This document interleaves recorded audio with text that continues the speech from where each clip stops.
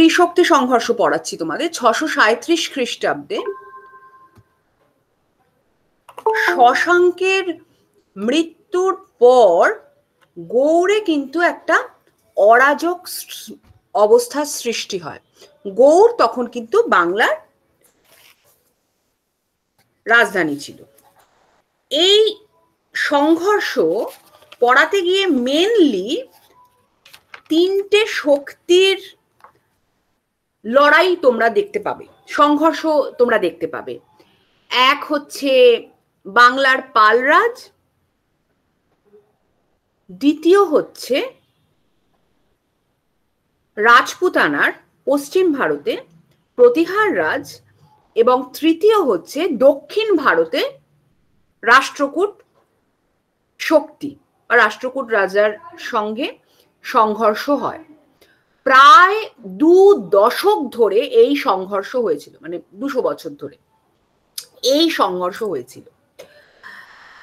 638 খ্রিস্টাব্দে পর্যটক Hiuen Tsang এর নাম তোমরা নিশ্চয়ই শুনে থাকবে। হিউয়েন সাং বাংলা ভ্রমণকালে তিনি তার রচনায় লিখেছিলেন এই সময়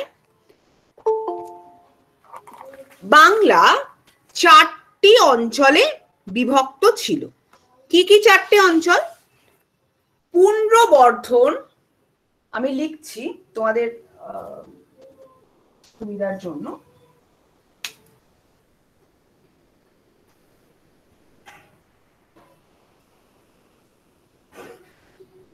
দেখতে পাচ্ছ? ম্যাম না ম্যাম, না ম্যাম, এ কি ম্যাম ক্যামেরা একটু করুন তাহলে দেখতে করালাম। কি বলো? ম্যাম বলছি যে সামনের ক্যামেরাটা একটু নিচের দিকে করুন তাহলে দেখতে পাবো। দেখতে পাচ্ছ? ম্যাম হ্যাঁ ম্যাম, এবার বুঝতে পারছি। পুন্ড্রবর্ধন, কর্ণ সুবর্ণ, কর্ণ সুবর্ণর আরেকটা নাম ছিল কর্ণ সুবর্ণ বা কান সোনা, ঠিক আছে? কর্ণ সুবর্ণ বা কান সোনা,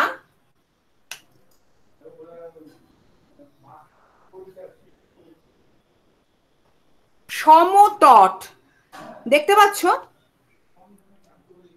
সমতট, সমতট এবং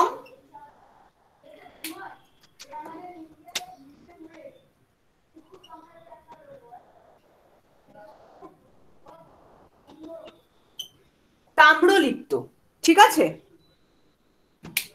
এই 4টি অঞ্চলে ভাগ ছিল বাংলা। এটি হিউয়েন সাং এর লেখা থেকে আমরা পাই। তাম্রলিপ্ত খুব বিখ্যাত বন্দর ছিল, তোমরা আগের সেমে আমি বলেছিলাম। তাম্রলিপ্তর কথা তোমরা আগেও শুনেছো, এটা নতুন নয়। ফলে এই 4টি অঞ্চলে ভাগ ছিল, ঠিক আছে? এইবার শশাঙ্কের মৃত্যুর পর এই যে গৌড়ের যে একটা অরাজক অবস্থার সৃষ্টি হয়েছিল, এর সুযোগ নিয়েছিল কে? এর সুযোগ নিয়েছিল ভাস্কর বর্মন। ভাস্কর বর্মন কে? ভাস্কর বর্মন হলেন কামরূপের রাজা, রাইট?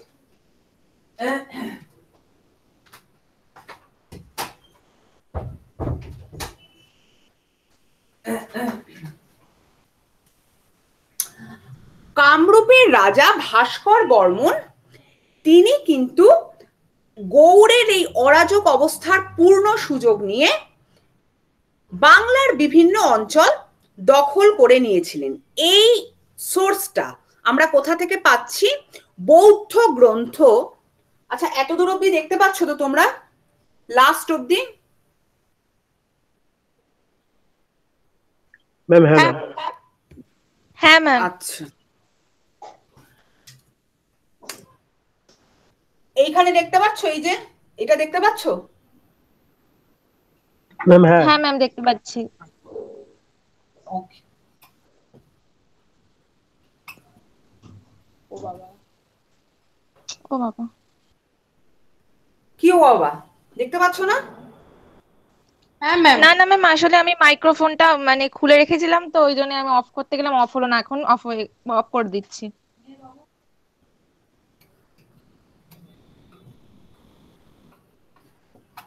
বৌদ্ধ গ্রন্থ আর্য মঞ্জুশ্রী মূলকল্প, এই আর্য মঞ্জুশ্রী মূলকল্প গ্রন্থে আমরা জানতে পারছি যে গৌড়ের এই মানে এই রাজনৈতিক অস্থিরতার জন্য কি হয়েছে না, ভাস্কর বর্মন বাংলার বিভিন্ন অঞ্চল দখল করে নিয়েছিল। শুধু ভাস্কর বর্মন না, হর্ষবর্ধনও বাংলার বেশ কিছু অঞ্চল দখল করে নিয়েছিল। ঠিক আছে, এই সময় উত্তর ভারতে কিন্তু আমি তোমাদের আগেও বলেছিলাম যে তিনটে শক্তির মধ্যে সংঘর্ষের ইতিহাস আমরা পড়ব। এইবার এই সময় এই অরাজক অবস্থা বাংলায় চলছিল, আমি আগেই বলেছি। তখন বাংলার সামন্ত রাজারা এবং সাধারণ প্রজারা এই অরাজক অবস্থার অবসান করার জন্য সাধারণের মধ্যে থেকে গোপালকে নির্বাচন করেছেন। গোপাল, কি নাম বললাম? গোপাল। গোপালকে তারা নির্বাচন করেছিল তাদের রাজা হিসাবে। ঠিক আছে, গোপাল, গোপালের নাম তোমরা নিশ্চয়ই শুনেছ। এই এই এই দিক অব্দি তোমাদের সাইট আছে, এদিকটা দেখতে পাচ্ছ? এই বোর্ডটা, এই দাঁড়াও, এইটা দেখতে পাচ্ছ? এইটা? হ্যাঁ ম্যাম। ওকে। গোপাল সিংহাসনে বসেন। গোপালকে প্রকৃতি পুঞ্জ রাজা বলা হচ্ছে। কেন হঠাৎ প্রকৃতি পুঞ্জ? তার কারণ হচ্ছে যেহেতু সাধারণ প্রজা নির্বাচন করেছিলেন তাকে, তাই জন্য প্রকৃতি অর্থাৎ প্রজাদের দ্বারা নির্বাচিত রাজা। এবং গোপালের নির্বাচনের ইতিহাসও অন্য, মানে তোমাদের এই টপিকটার রেলিভেন্ট নয়, তা না হলে আমি তোমাদের পরে আমি বলবো যে খুব গণতান্ত্রিক ওয়েতে, গণতান্ত্রিক উপায়ে গোপালের নির্বাচন হয়েছিল। এই যে গোপালের নির্বাচন এই সোর্সটা আমরা কোথায় পাই? ধর্মপালের লেখা বিখ্যাত গ্রন্থ ধর্মপাল কে ছিলেন? ধর্মপাল ছিলেন গোপালের ছেলে, গোপালের পুত্র। গোপালের পুত্র ধর্মপালের কি? ধর্মপালের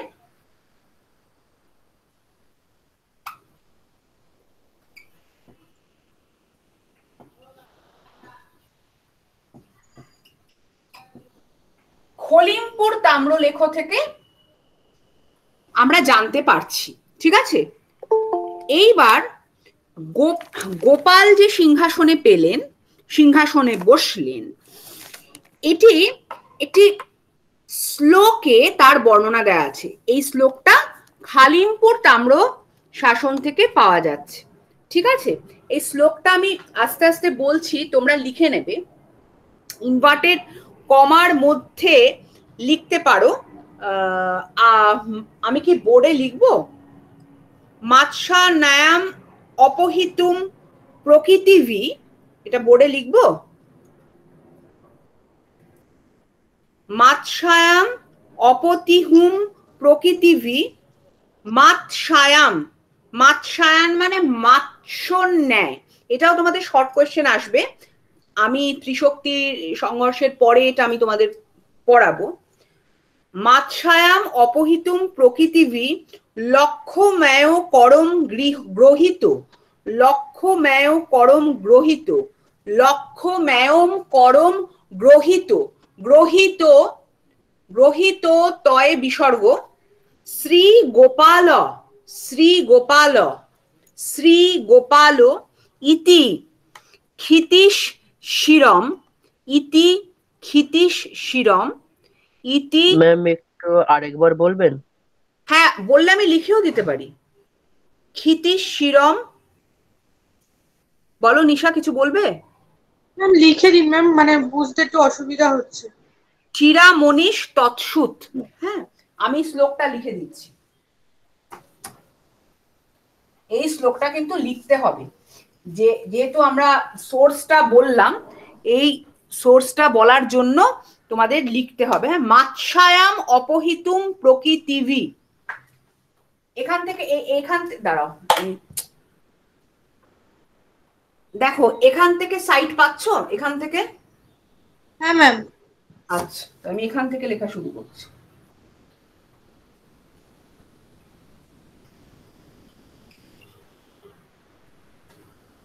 মাৎস্যায়াম অপহিতুম,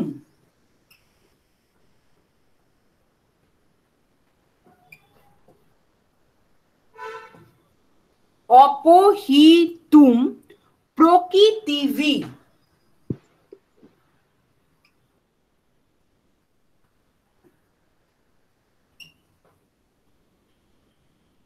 প্রকৃতিভির পরে একটা বিসর্গ, ঠিক আছে? লক্ষ্যমেয় করং গ্রহীত, লক্ষ্যমেয়ম করম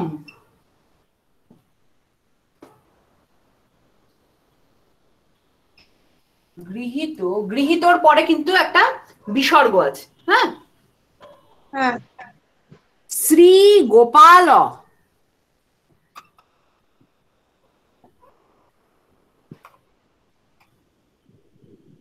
শ্রী গোপাল মানে গোপাল, ইতি ক্ষিতিশ শিরম, ইতি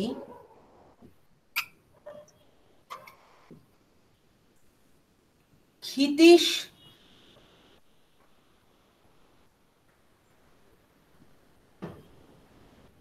শিরম, ইতি ক্ষিতিশ শিরম চিরামনীষ তৎসুত, চিরামনীষ, চিরামনীষ তৎসুত,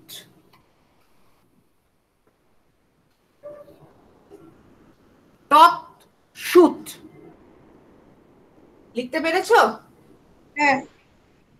ভেরি গুড। এটা ইনভার্টেড কমার মধ্যে লিখবে।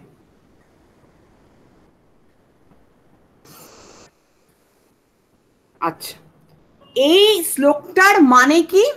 এই শ্লোকটার মানে হলো মাৎস্যায়াম অপহিতুম। মাৎস্যায়াম অপহিতুম মানে মাৎস্যন্যায় শেষ হয়েছে। হ্যাঁ, মাৎস্যন্যায়ের অবসান ঘটেছে। মাৎস্যন্যায়ের অবসান ঘটার পর প্রকৃতিপুঞ্জ, যার কথা আমি আগেও বললাম যে টার্মটা, অর্থাৎ প্রজাদের দ্বারা নির্বাচিত হয়েছেন গোপাল এবং তিনি সিংহাসন লাভ করেছেন। গোপালের সিংহাসন কাল কত ছিল সেটাও তোমাদের, আমি তাহলে এটা মুছছি। হ্যাঁ, তোমরা যদি লিখে থাকো তাহলে মুছে দিচ্ছি। হ্যাঁ ম্যাম, মুছে দিন। গোপাল সিংহাসন লাভ করেছিল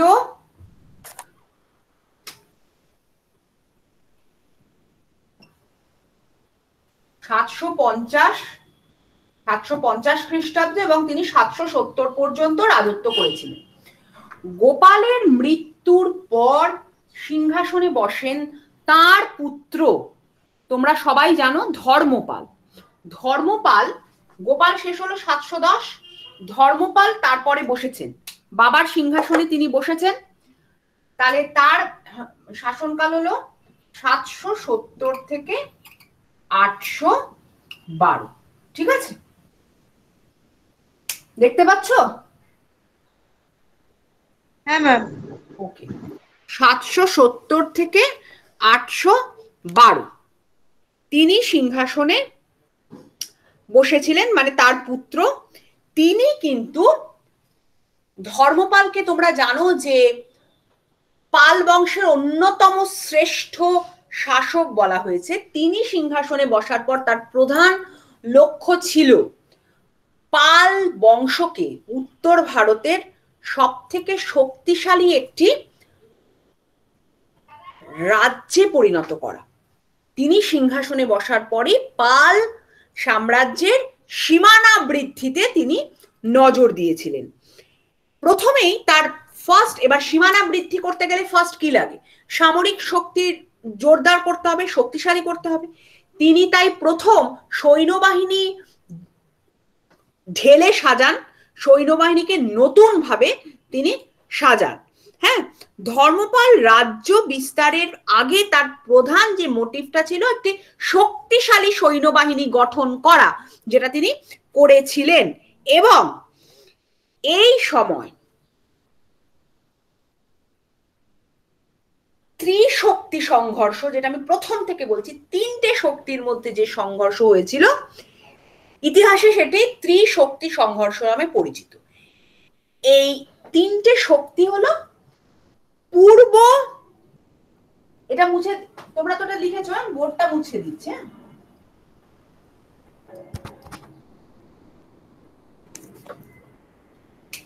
পূর্ব ভারতের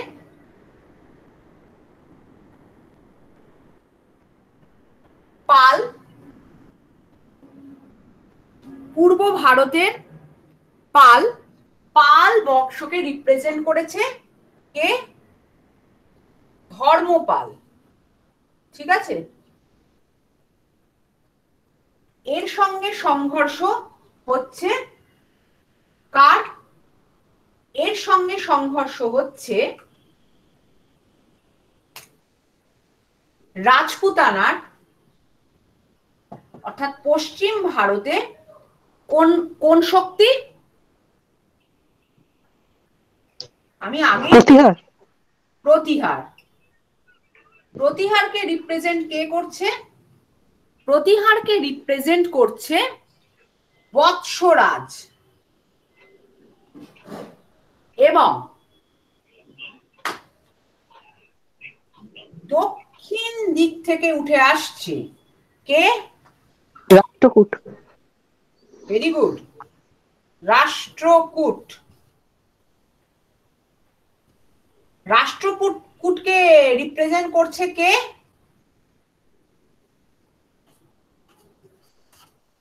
ধ্রুব। ঠিক আছে, কিসের জন্য? এখানে কি নিয়ে লড়াই হচ্ছে? এখানে লড়াই হচ্ছে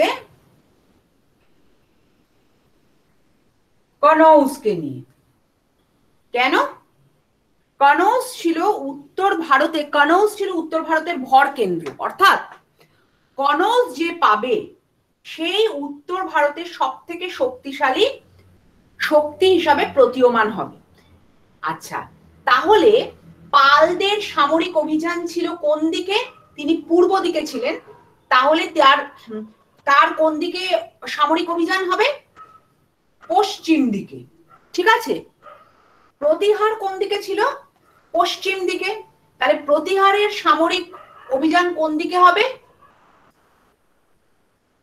বলো? পূর্ব দিকে। পূর্ব দিকে। এবং রাষ্ট্রকূটরা দক্ষিণে ছিল, রাষ্ট্রকূটদের সামরিক অভিযান কোন দিকে হবে? উত্তরে। ভেরি গুড, উত্তর দিকে। এইভাবে, হ্যাঁ বলো, কেউ কিছু বলবে? বোর্ডটা দেখে নিয়েছো তো? বুঝেছো তো? হ্যাঁ, বুঝেছো তো? এইভাবে অষ্টম শতকের সূচনায় তিনটে শক্তির মধ্যে সংঘর্ষ শুরু হয়েছিল, যেটা 2 শতক ধরে এই সংঘর্ষ চলেছিল। অর্থাৎ অষ্টম শতকের সূচনায় এই সংঘর্ষের সূত্রপাত হয়, সূচনা হয়। ঠিক আছে, এইবার এই ত্রিমুখী সংঘর্ষ আমরা দেখতে পাচ্ছি। কনৌজকে কেন্দ্র করে এই সংঘর্ষের সূচনা হয়। ধর্মপাল প্রথমেই কিন্তু প্রতিহার রাজ বৎসের কাছে হেরে যান, পরাজিত হন। কোথায়? গাঙ্গে উপত্যকায়। কিন্তু প্রতিহার রাজ আবার এদিকে, তোমরা বোর্ডটা দেখেছো যে প্রতিহারের সঙ্গে আবার চলে এসছে কে? রাষ্ট্রকূট। এবার রাষ্ট্রকূট তো ছাড়ার পাত্র না, রাষ্ট্রকূটের সঙ্গে প্রতিহারের সংঘর্ষ হয়েছিল। ঠিক আছে, এই সংঘর্ষে প্রতিহাররা হেরে যান, পরাজিত হন, তিনি তার নিজের জায়গায় চলে যান। নিজের জায়গায় কোথায়? রাজপুতানার মরুপ্রান্তরে পালিয়ে যায়। ঠিক আছে, রাজপুতানার মরুপ্রান্তরে তিনি পালিয়ে যায়। এরপরে রাষ্ট্রকূটরা অপ্রতিরোধ হয়ে যাচ্ছে, রাষ্ট্রকূটরা এগিয়ে যাচ্ছে ওপরে উত্তরে। এবার রাষ্ট্রকূটের সঙ্গে পালদের সংঘর্ষ হচ্ছে। পালদের সংঘর্ষে রাষ্ট্রকূটের কাছে কিন্তু ধর্মপাল হেরে যান, রাজা ধ্রুবর কাছে ধর্মপাল হেরে যান।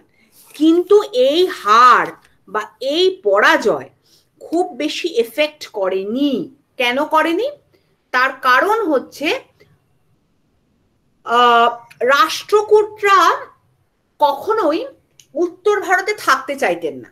তারা জয় করেই আবার নিজ রাজ্যে ফিরে যেতেন। নিজ রাজ্য মানে দক্ষিণে, দক্ষিণে চলে যেত।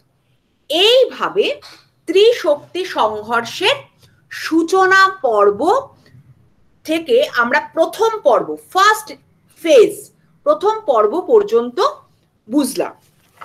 প্রথম পর্ব চলেছিল, হ্যাঁ, যেখানে দেখা যাচ্ছে যে ধর্মপাল কিন্তু হেরে যাচ্ছেন দুই শক্তির কাছেই। কিন্তু দুই শক্তির কাছে হেরে গেলেও খুব বেশি এফেক্ট